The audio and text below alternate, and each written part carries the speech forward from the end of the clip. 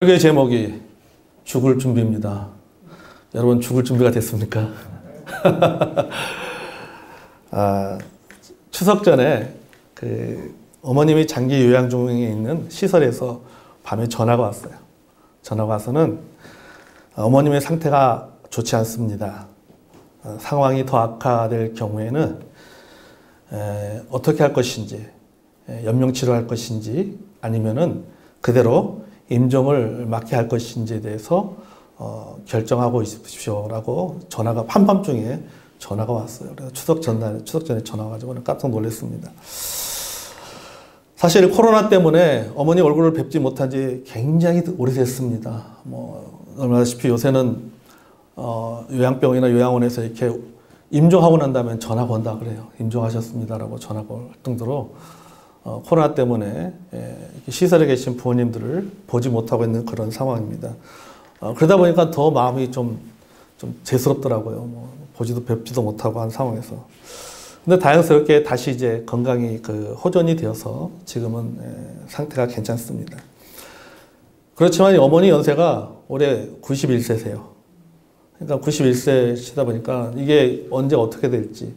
보통 이렇게 많은 분들이 얘기 들어보면은 좋아졌다가 또 나빠졌다가 좋아졌다 나빠졌다 그러다가 갑자기 이렇게 운명하신다는 이야기를 많이 들었기 때문에 어떻게 될지 잘 모르겠습니다. 그래서 제가 이번 일을 계기로 해서 좀 고민했습니다.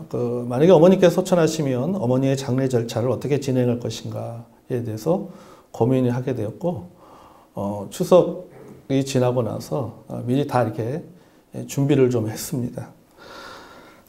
임종할 경우에 만약에 이제 임종이 그 순간이 다가올 때 당사자의 고통만 더해지는 연명치료는 하지 아니하고 이제 편안하게 죽음을 맞이할 수 있도록 그렇게 해드려야 되겠다 그렇게 결정을 했습니다. 또 장례 절차도 될 수 있으면은 최대한 간소하게 장례 절차를 진행을 하고, 또 어머니께서 이제 상주에 가입을 하셨더라고요. 근데 보면은요,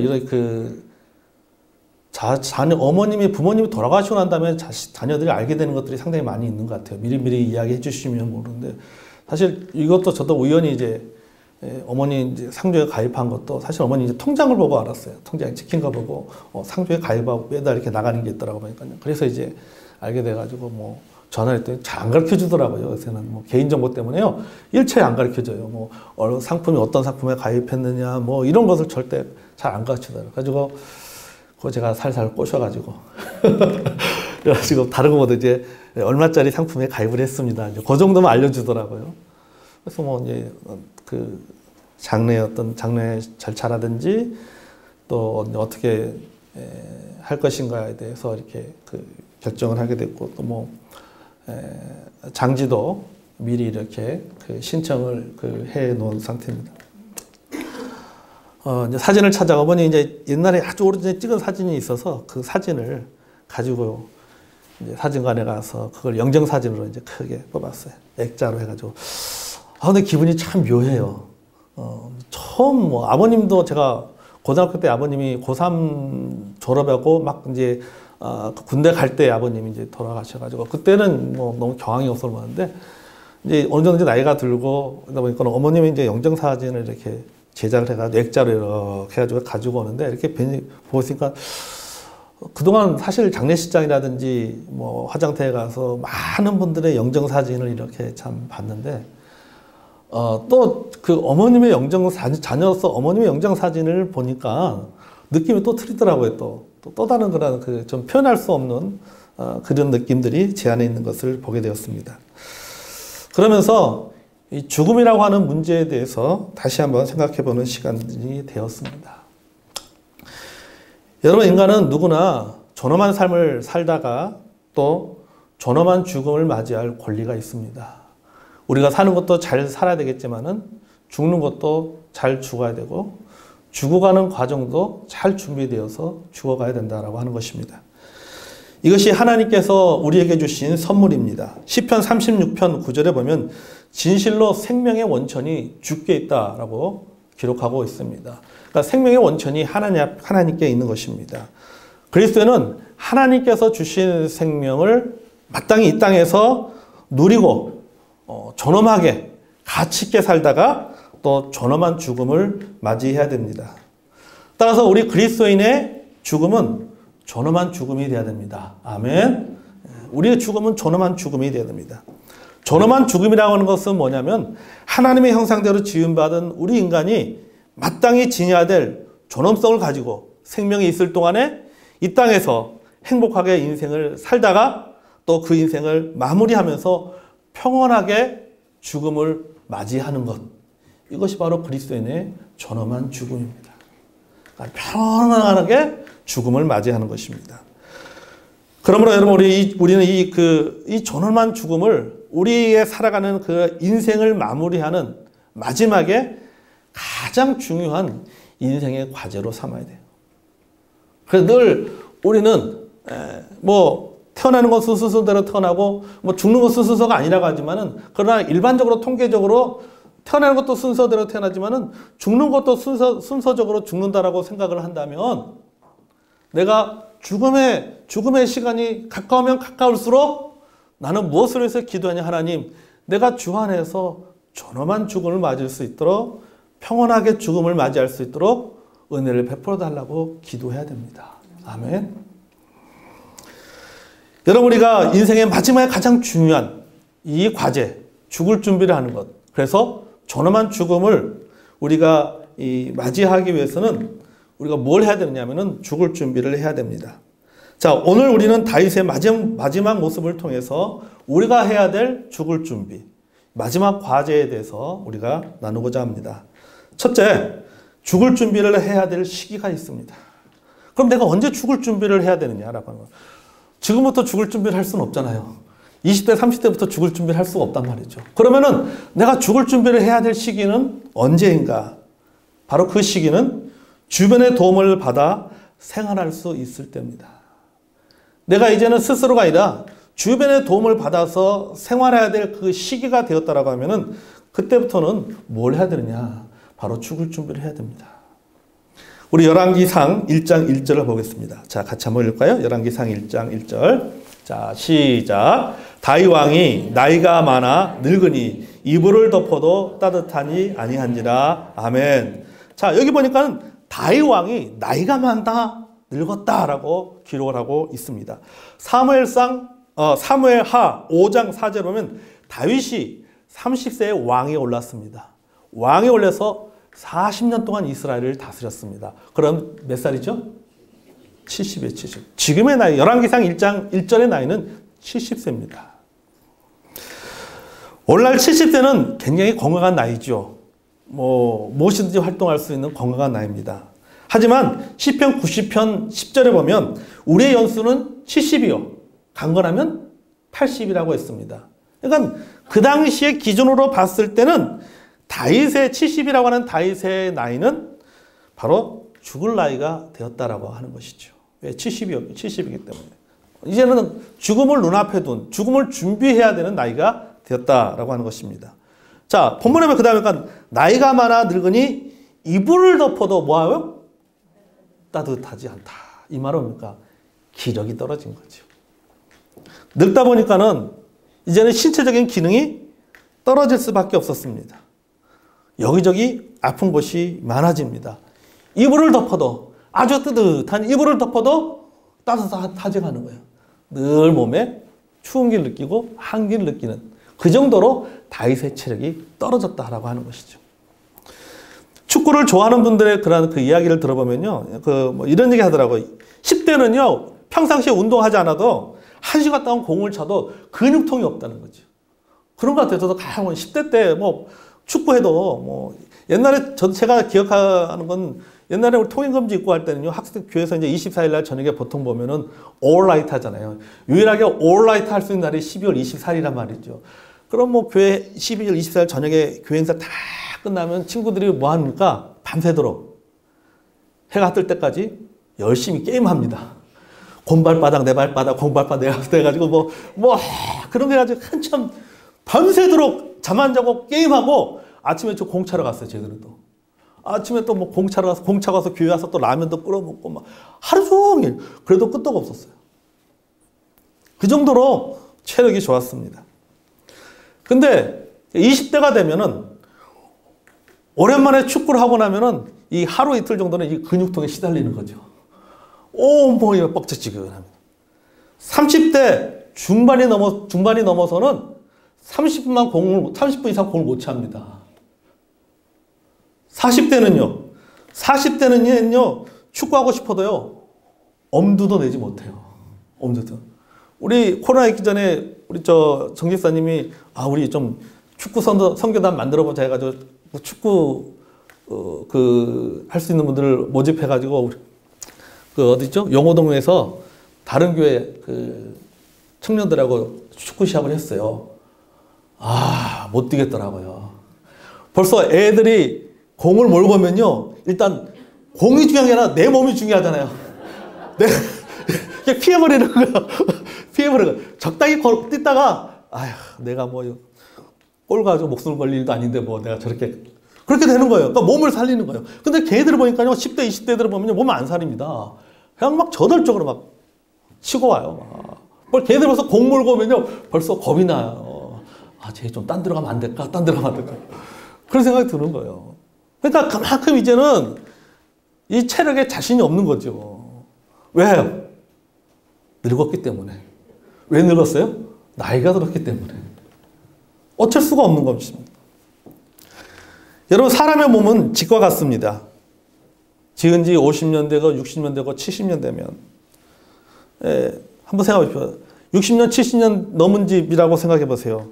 여기저기 문제가 발생합니다. 지붕도 새고, 벽도 금이 가고, 수도 파이프도 터집니다. 고쳐도 또 새고, 금 가고, 또 금 가고, 또 터집니다. 이거 어쩔 수가 없는 거예요. 연세가 아주 많으신 분들에게, 연세가 80, 90 넘으신 분들에게 요즘 건강 어떠세요? 혈압은 좀 어떻습니까? 당뇨는 좀 어떻습니까? 무릎은 좀 어떠세요? 이렇게 건강 어떠시냐고 이렇게 여쭤보면요, 보통 80, 90 되신 분들을 보면 이미 어느 정도의 지병을 가지고 사가신단 말이죠. 근데 그분들이 이렇게 물어보면 이렇게 대답합니다. 내 병은 죽어야 낫는 병이야. 그죠? 내 병은 죽어야 낫는 병. 여러분, 그렇지 않습니까? 죽어야 낫는 병입니다. 죽어야 낫는 병. 살아있을 동안에는 낫기가 쉽지가 않습니다. 왜냐하면 이 병은요, 나이병이에요, 나이병. 나이병이에요. 그러니까 이 나이병이다 보니까 이 병이 나으려면 죽는 길밖에 없어요. 죽어야 낫는 병인 것입니다. 그러니까 우리가 나이가 들면 어쩔 수 없이 늙어지면 다윗처럼 이불을 덮어도 따뜻하지가 않은 거죠. 1장 2절을 보겠습니다. 같이 해볼까요? 시작. 그의 시종들이 왕께 아뢰되 우리 주 왕을 위하여 젊은 처녀 하나를 구하여 그로 왕을 받들어 모시게 하고 왕의 품에 누워 우리 주 왕으로 따뜻하시게 하리다 하고. 아멘. 자, 그래서 이 신하들이 왕의 기력이 떨어지는 것을 보고 왕의 기력을 회복시키기 위해서 뭐냐면 젊은 여자와 잠자리를 할 수 있도록 그렇게 준비를 합니다. 그러니까 여러분, 우리가 지금의 시각으로 사실 이 본문 자체가 이해가 안 되는 말이죠. 이거는 말이 안 되는 거죠. 그렇지만은 그 당시에는 원시적인 생각을 갖고 있었습니다. 그게 뭐냐면요, 왕의 성적인 능력이 약해지면 또 그것이 기력이 떨어지는 것이라고 생각했습니다. 그래서 이 기력을 높이는 방법 중에 하나는 뭐냐면은 젊은 여자를 후궁으로 들여가지고 함께 생활하게 하면은 왕의 기력이 회복된다라고 하는 아주 잘못된 지금 보면 굉장히 잘못됐지만 그 당시에는 그것이 일반적인 상식이었던 것이죠. 그래서 신하들이 그렇게 생각한 거예요. 그래서 왕의 건강이 예전 같지 않은데 이 건강을 좀 회복시키려면 이 좀 젊은 여자를 후궁으로 들여가지고 좀 왕하고 같이 지내게 해야 되겠다. 그렇게 생각한 것이죠. 자, 3절과 4절을 보겠습니다. 시작. 이스라엘 사방 영토 내에 아리따운 처녀를 구하던 중 수넴 여자 아비삭을 얻어 왕께 데려오니 이 처녀는 심히 아름다워 그가 왕을 받들어 시중 들었으나 왕이 잠자리는 같이 하지 아니하였더라. 아멘. 자, 15절 읽을 거야. 15절도 시작. 밧세바가 이에 침실에 들어가 왕에 이르니 왕이 심히 늙었으므로 수넴 여자 아비삭이 시종되더라. 아멘. 자, 여기 보니까는 이 15절에는 이렇게 말할까? 왕이 심히 늙었다. 앞부분에는 늙었다라고 하는데 여기 15절에서는 왕이 심히 늙었다라고 말하고 있습니다. 또 앞에 아까 읽은 그 3절과 4절에도 보면요. 그 신하들이 젊은 여자를 후궁으로 이렇게 해서 들여서 왕에게 보냈지만은 왕이 뭐 했다고요? 잠자리를 같이 하지 아니했다라고 말하고 있죠. 이 말은 뭐예요? 그만큼 완전히 체력이 다 떨어진 거예요. 그러니까 다윗의 기력이 다 소진된 상태입니다. 어떤 치료의 방법도 통하지 않습니다. 자, 우리 시각으로 이 본문을 지금의 우리의 시각으로 재해석한다면 이제는 건강한 상태로 돌아갈 수 없는 거예요. 이제는 그 이전으로 돌아갈 수 없는 상태가 됐다라고 하는 것이죠. 여러분, 노화와 죽음은 인간이 피할 수 없는 숙명입니다. 소위 말해서 노화 방종, 안티에이징 방법을 쓰고 아무런 신비의 약을 복용해도 종합 비타민을 복용해도 노화를 막을 수는 없는 거예요. 신하들이 여러 가지 방법을 썼지만 보세요. 그 다윗의 체력이 옛날로 돌아가지가 않습니다. 오히려 15절은 뭐라고 말했어요? 왕이 심히 늙었다라고 하고 더 늙어가고 있는 거죠. 아무리 건강을 철저히 관리해도 죽음에 이를 수밖에 없습니다. 나이가 들면 노화되고, 노화되면 병들고, 또 병이 들면은 시간이 지나면 죽을 수밖에 없는 그것이 자연의 순리예요. 마치 봄, 여름, 가을, 겨울 있듯이 우리의 인생도 똑같은 거예요. 봄도 있고, 여름도 있고, 가을도 있고, 겨울이 있는 거예요. 그러니까 봄, 여름, 가을, 겨울을 우리가 거부할 수가 없는 것처럼 내가 나이가 들면서 병이 들고 나이가 들면서 기능이 떨어지는 것을 우리는 그것에 더 자연스럽게 받아들여야 됩니다. 그걸 자연스럽게 받아들여야 돼요. 거부해서 안 됩니다. 그거 어쩔 수 없는 거예요. 나이 드신 성도님들 공통적 소원이 있습니다. 물어보면 그런 얘기 많이 하죠. 내 소원은 자다가 고통 없이 천국 가는 거죠. 그죠? 잠자다가 주님 품에 가는 거. 눈 떠보니까 어메 천국이네. 참 그런 소원을 물어보면 다 그런 소원을 갖고 있어요. 저희 어머님도 예전부터 그러셨어요. 그냥 눈 뜨면 천국이었으면 좋겠다. 자다가 죽었으면 좋겠다. 그런 얘기 많이 얘기합니다. 그러나 현실은 그렇지 않죠. 그렇게 죽음을 맞이하는 분들 별로 없습니다. 대부분은 노안이나 또 이런저런 질병에 시달리다가 어떤 분들은 오랫동안 고통을 겪다가 죽음을 맞이하게 됩니다. 그 과정에서 가족이든 또는 요양원에 또는 요양병원에 있든지 간에 그런 주변의 사람들의 도움을 받을 수밖에 없는 거예요. 나이가 들면 기력이 떨어지고 병이 생기고 그러다 보면 자연스럽게 다른 사람의 도움을 받을 수밖에 없습니다. 이런 상황을 자연스럽게 받아들여야 돼요. 그러니까 이제는 내가 나이가 들어서 병이 들어서 이제는 자녀들의 도움을 받아야 되고 자녀들의 도움을 잘 받을 수 없는 상황이 된다면 어쩔 수 없이 이제 요양원이라든지 요양병원이라든지 이렇게 갈 수밖에 없구나 라고 하는 것을 그 현실을 그것을 거부할 것이 아니라 받아들여야 됩니다. 그걸 어쩔 수 그거는 우리가 살아가는 어떤 그 숙명이에요. 숙명이에요. 그 받아들일 수밖에 없는 거예요. 서운하지만은 섭섭하지만은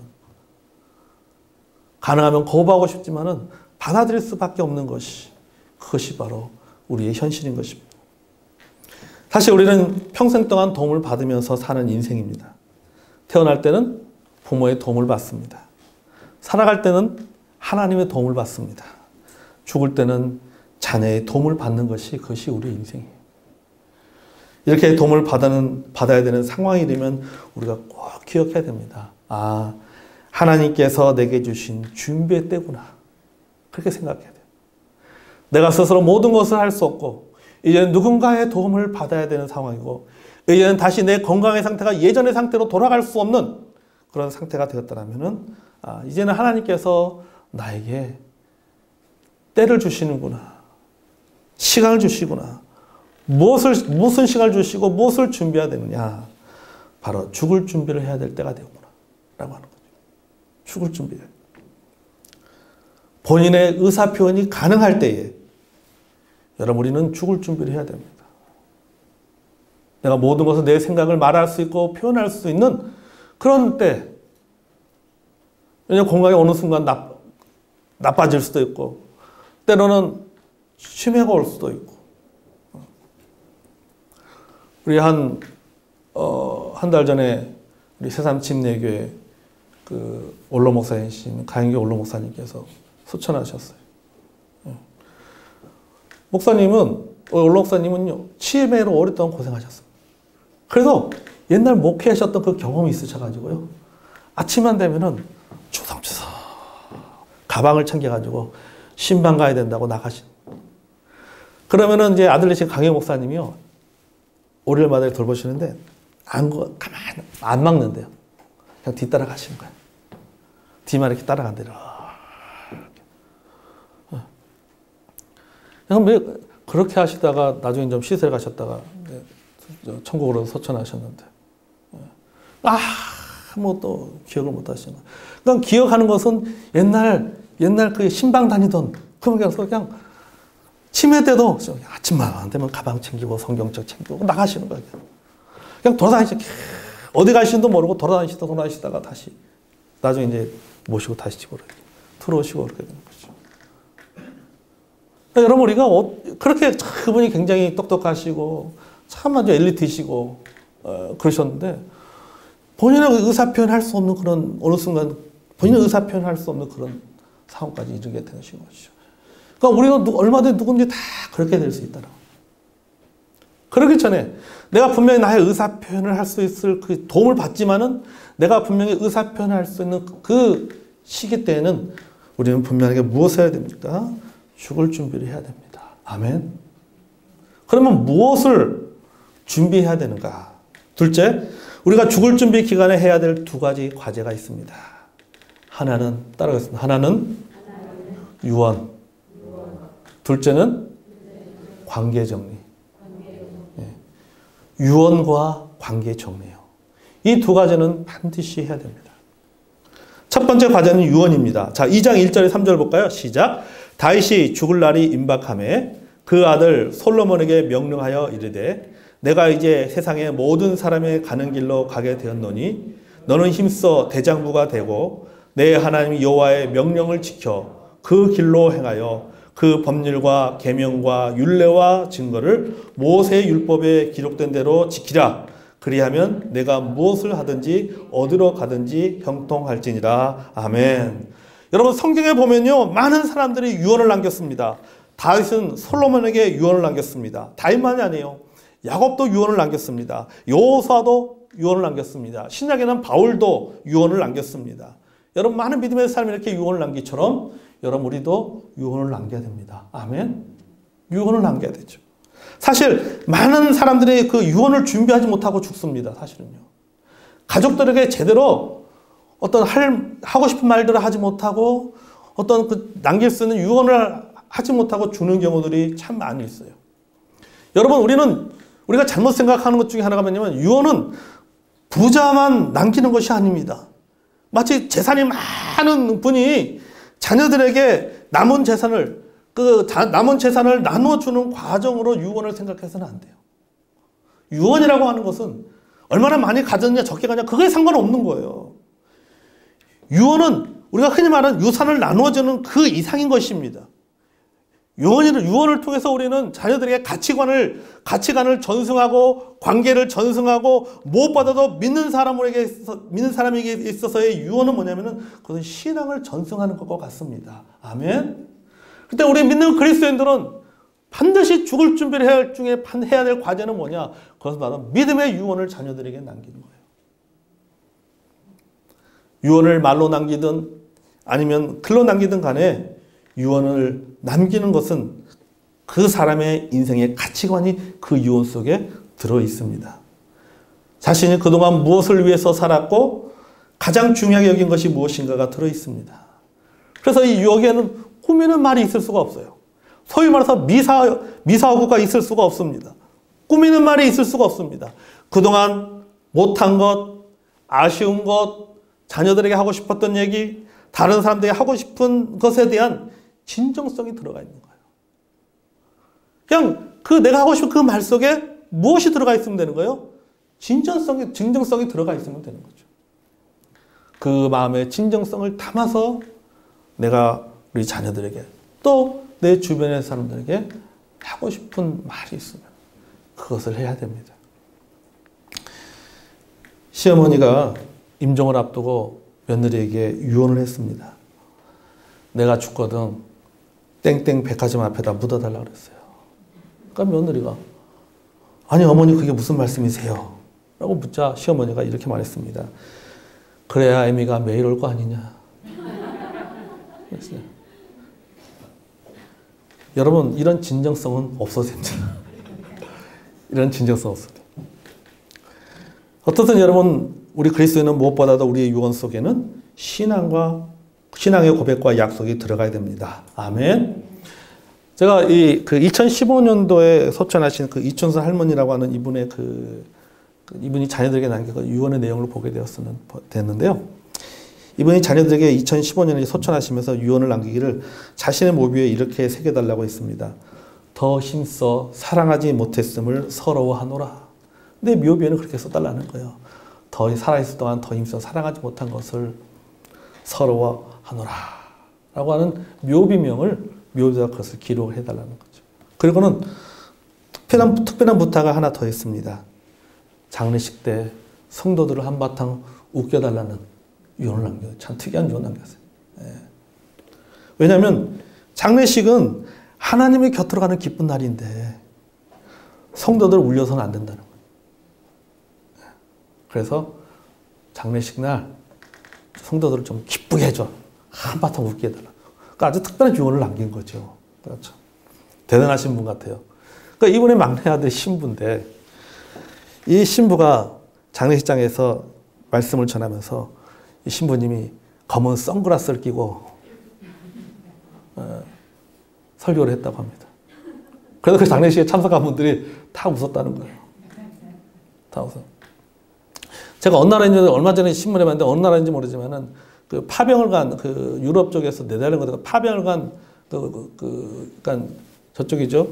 그 중동 쪽으로 파병을 간 그 군이 있었는데 그 친구하고 같이 이렇게 친구가 있어요. 둘이 같이 파병을 갔었는데 이런 얘기 했다가 우리 둘 중에 누가 한 사람이 죽으면 누가 하면은 뭐 피크색이 같던 그 색깔 있는 원피스를 장례식장에 색깔 있는 원피스를 입고 있는 걸로 그렇게 약속하자 그랬다고요. 그 실제 그 둘 중에 한 사람이 그 죽었어요. 파병 나가서 이렇게 그 반군들과 싸우다가 죽었어요. 그래서 장례식장에 실제 그 친구가 남자인데 예, 아주 그 색깔 있는 그 원피스를 입고 장례식장에 온 거였죠. 그러니까 사람들 보면은 이해가 안 됐잖아요. 근데 이거는 그 유언을 이 군인은 그걸 지킨 것이죠. 여러분 어떻든 간에 여러분 이춘선 할머니는 사실은 이 자녀들에게 아주 특별한 그 유언을 남겼고 이것이 그 자녀들과의 최고의 약속이 되어진 것이지요. 여러분 우리가 자녀들에게 남겨야 될 유언은 바로 신앙입니다. 아멘. 혹시 내가 누군가의 도움을 받아야 될 상황이 된다면 그때 꼭 자녀들과 남아있는 분들에게 여러분 신앙의 유언을 남기는 저 여러분이 되기를 원합니다. 아멘. 자, 두 번째 과제는 뭐냐면 관계 정리입니다. 유언을 남겨야 되고 뿐만 아니라 중요한 것 중에 또 하나가 뭐냐면 이 관계 정리를 잘 해줘야 돼요. 관계 정리를. 다윗은 이 자신과 관련된 일에 대해서 솔로몬에게 두 가지를 이야기합니다. 여러분, 열왕기상 그 본문 그 2장 3절 이하에 보면 그 이야기하고 있죠. 자, 하나는 뭐냐면 요압의 잘못에 대해서 반드시 대가를 치르게 하라는 거죠. 그걸 이야기합니다. 다윗이 솔로몬에게. 그러니까 과거에 보면은 과거에 그 요압이 다윗 왕의 명령을 어기고 아브넬과 아마사를 무참히 살해한 그런 일이 있었어요. 그러니까 이 일에 대해서 반드시 심판을 하라고 이야기를 합니다. 솔로몬에게 그렇게 얘기합니다. 그리고 시므의 문제도 마찬가지예요. 이 문제도 확실하게 처리를 하라고 그렇게 이야기를 합니다.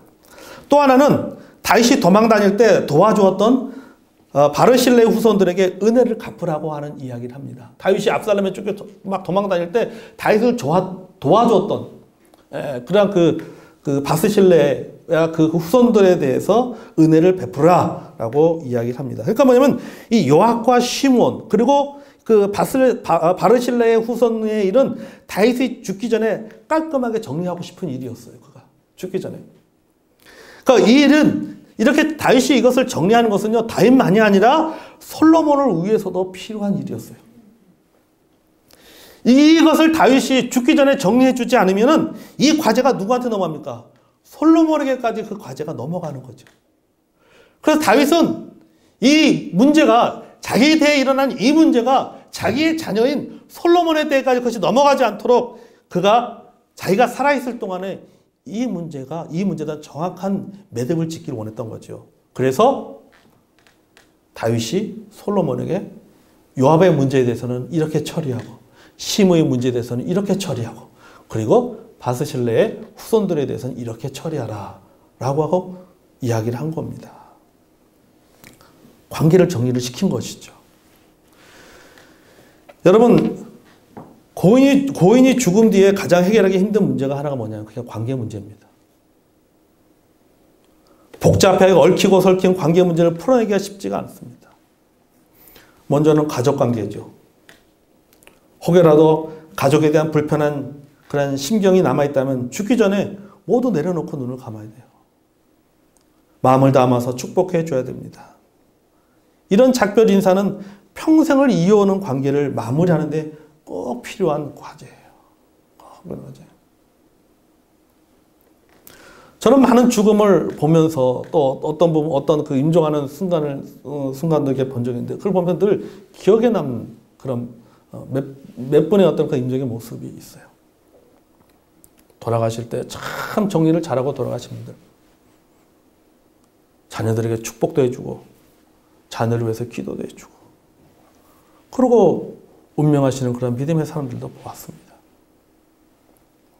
그러니까 그게 그분이 소천하시고 나서 남아있는 가족들에게 평생의 선물이 된 거예요. 그 마지막의 모습이 평생의 선물이 되는 거예요. 그러니까 여러분 우리가 언젠가는 우리는 죽게 됩니다. 그 죽게 될 때 우리가 그 죽음의 모습이 그리고 잘 정리된 그 관계를 잘 정리해주는 그 모습이 그게 자녀들에게 뭐가 되니까 그것이 선물이 돼야 돼요. 아멘. 그게 짐이 돼서는 안 돼요. 짐으로 넘겨줘서는 안 돼요. 그걸 선물로 넘겨줘야 됩니다. 아멘.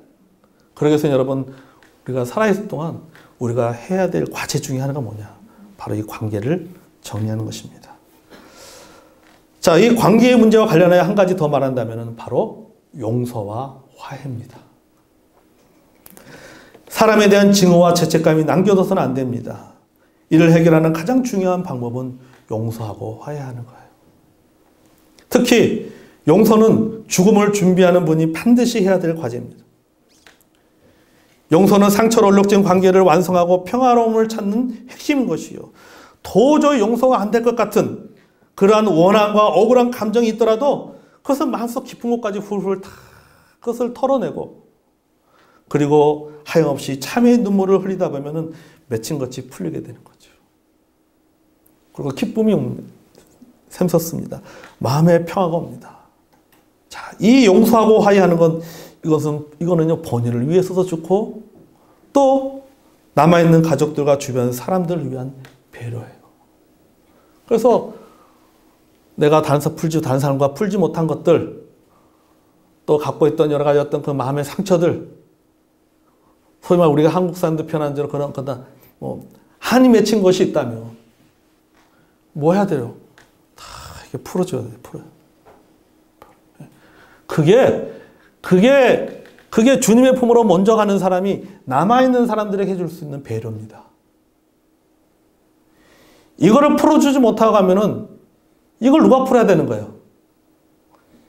남아있는 사람들이 그걸 풀어야 되는데 남아있는 사람들은 그걸 풀 수가 없어요. 왜요?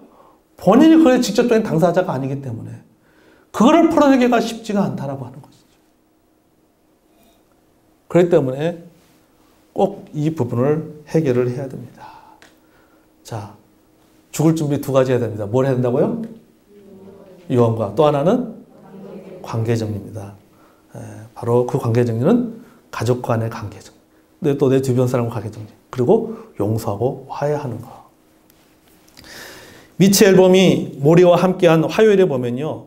그 책 내용에 이런 글이 있어요. 죽기 전에 자신을 용서하라. 그리고 다른 사람도 용서하라. 라는 글이 있어요. 죽기 전에 자기도 용서하고 다른 사람도 용서하라. 여러분 죽은 다음에 하는 용서는 용서가 아닙니다. 아무런 의미가 없어요. 용서는 살아있을 때 해야 됩니다. 아멘? 살아있을 때 해야 돼요. 살아있을 때 화해하고 정리해야 됩니다. 그것이 내 마음을 편하게 하고 서로 살아가는 길입니다. 예수님도 죽음을 앞두고 죽을 준비하셨습니다. 자신을 위한 죽음을 준비한 것이 아니라 이 땅에 남아있는 제자들을 위해서 준비를 하셨어요. 예수님이 죽음을 두려워하는 제자들에게 뭐라고 말씀하십니까? 요한복음 12장부터 쭉 보면 서로 사랑하라. 그렇죠? 걱정하지 마라. 염려하지 마라. 내가 가면은 누가 온다? 보혜사 성령이 너희들에게 오실 것이다. 그리고 너희들과 함께 할 거다. 그러니까 예수님도 뭐 한 거예요? 죽을 준비를 하신 거예요. 예수님의 죽을 준비를 누구를 위한 배려였어요? 제자들, 남은 자들, 제자들을 향한 배려였던 것을 보게 됩니다. 여러분, 우리가 흔히 말하는 생로병사는 인간의 운명입니다. 생명이 잉태하여서 자라나는데 여러분 영어 단어 보면 재밌는 단어가 있습니다. 자궁이라는 단어가 있습니다. 자궁이라는 단어. 영어로는 wom이라고 하죠. WOMB. wom입니다. 여러분 생명이 어디서부터 자랍니까? 엄마의 자궁에서 자랍니다. 자궁에서 자라게 되는 거죠. 자, 이 생명이 자궁에서 태어나서 자랍니다. 태어나 살다 삽니다. 그 다음에 죽으면 어디 들어가요? 무덤으로 들어가요. 무덤은 영어로 뭐냐면은 tomb입니다. TOMB예요. 자궁은 WOMB, wom이고 무덤은 뭐예요? tomb이에요. TOMB입니다. 여러분 자궁과 무덤은 여러분 W와 T 차이입니다. PPT 넘겨주세요. W와 T 차이입니다. 뭐 한자 차이. 자궁과 무덤이 한자 차이야. 그게 여러분 우리의 인생 아닙니까? 결국은 자궁 속에 있다가 나중에는 또 무덤, 엄마의 자궁도 컴컴하잖아요. 무덤 속도 컴컴. 이게 우리 인생이에요, 우리 인생. W와 T 사이에서 우리가 지금 살아가고 있는 거예요. W와 T 사이에서. 엄마의 자궁에서 시작돼서 태어나서 살다가 무덤에 들어가는 것이 우리의 인생이에요. 그것이 짧게 살든지 길게 살든지 간에 우리는 이 사이에서 뭘 맞아야 됩니까? 우리는 죽음을 맞이해야 됩니다. 존엄한 죽음을 맞아야 돼요. 소위 말해서 우리가 살 때는 웰리빙으로 살고 죽을 때는 웰다잉을 해야 되는 거죠. 잘 살고 잘 죽어야 됩니다. 내가 잘 살고 잘 죽기 위해서는 죽을 때는 죽을 준비를 해야 되는 거죠. 이제 늙고 기력도 없고 지병에 시달려서 누군가의 도움을 받으면서 살아가 될 시기라면은 하나님이 주신 죽을 준비를 해야 되는 시기가 되었구나. 스스로 생각하고 내가 그것을 표현할 수 있는 의식이 있을 때 믿음의 유언을 해야 됩니다. 상처를 억제한 관계에 불편한 관계가 있다면 용서와 화해로 정리하는 저와 여러분이 되기를 원합니다. 아멘. 저는 살면서 목회하면서 수를 헤아릴 수 없을 만큼의 다양한 분위기의 장례식에 참석했습니다. 많은 분들의 죽음을 보았습니다. 그 중에는 은혜스럽고 기억에 남는 분들도 있고 또 늘 기억에 남는 장례식도 있습니다. 이런 장례식에 공통점이 있습니다. 그것은 바로 뭐냐면은 소천하신 고인과 가족들이 존엄한 죽음을 미리 준비했다는 겁니다. 이런 특징을 갖고 있는 것을 보게 됩니다. 저는 우리 교회 모든 성도님들이 우리가 존엄하게 살다가 또 죽을 준비를 잘 마무리해서 존엄한 죽음을 맞는, 말 그대로 주 안에서 죽은 자가 복이 있도다. 편안하게 주님 안에서 평온한 죽음을 맞아서 그것이 가족들에게 또한 고인을 기억할 수 있는 영원한 선물이 되고 배려가 되어지는 그런 축복스러운 일이 있기를 주의 이름으로 또 축복하면서 그렇게 권면합니다. 아멘. 자, 우리 기도하겠습니다.